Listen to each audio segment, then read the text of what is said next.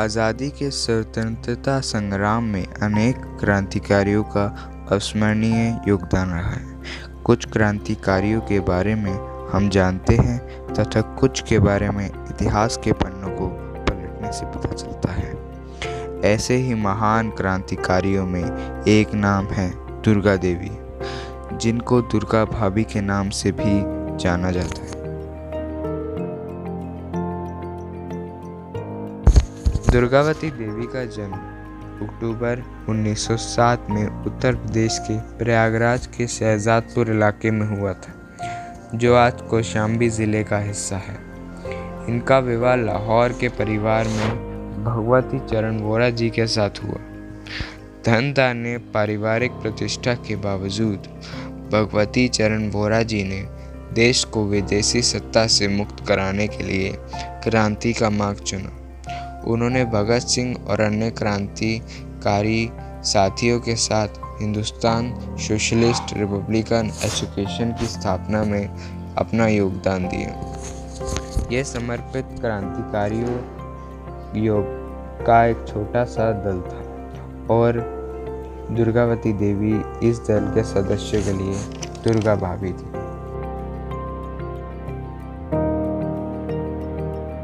कहा जाता है कि दुर्गा भाभी को उनके पिता ससुर ने उपहार स्वरूप काफ़ी धन भेंट किया था, लेकिन दुर्गा भाभी ने वो सारा धन एसोसिएशन की गतिविधियों तथा क्रांतिकारियों को हथियार, गोला बारूद उपलब्ध कराने के लिए दे दिया था। महिला होने के कारण पुलिस भी उनकी गतिविधियों पर शक नहीं करती थी।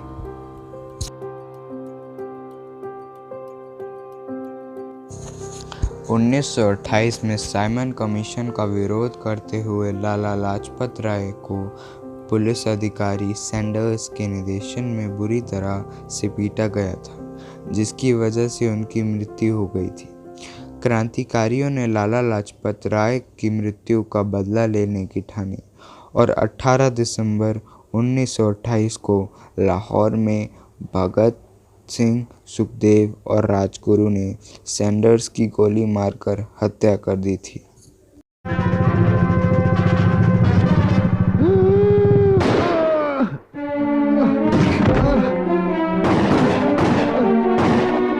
जाहिर था पुलिस इनके पीछे लग गई। तीनों क्रांतिकारियों ने दुर्गा भाभी के घर में शरण ली थी।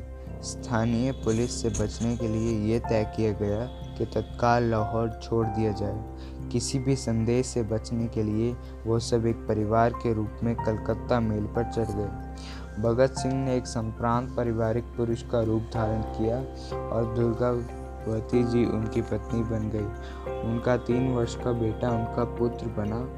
राजगुरु परिवार के सेवक बन गए। कलकत्ता पहुंचकर उन्होंने भगवती चरण वोरा जी से भेंट की और सारी घटना बताई।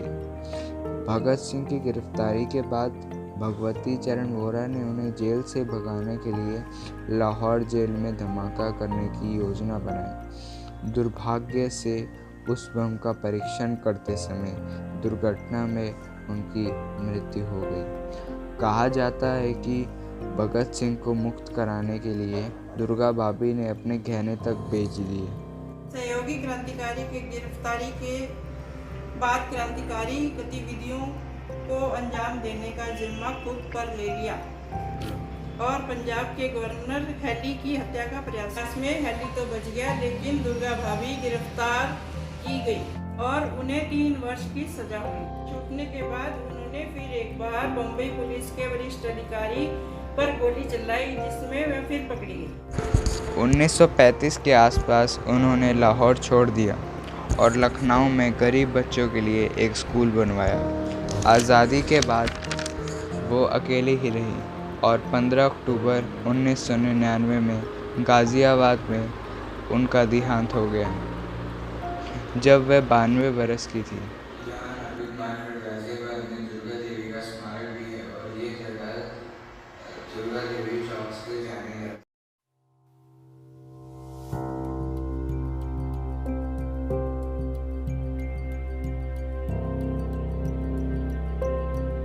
राष्ट्र के लिए पूर्णतः समर्पित दुर्गा भाभी का जीवन चरित्र प्रत्येक भारतीय स्त्री पुरुष के लिए श्रद्धा, आदर्श और प्रेरणादायक है। दुर्गा भाभी सच्चे अर्थों में भारत माता की पुत्री थी। उन्हें हमारा शत शत प्रणाम।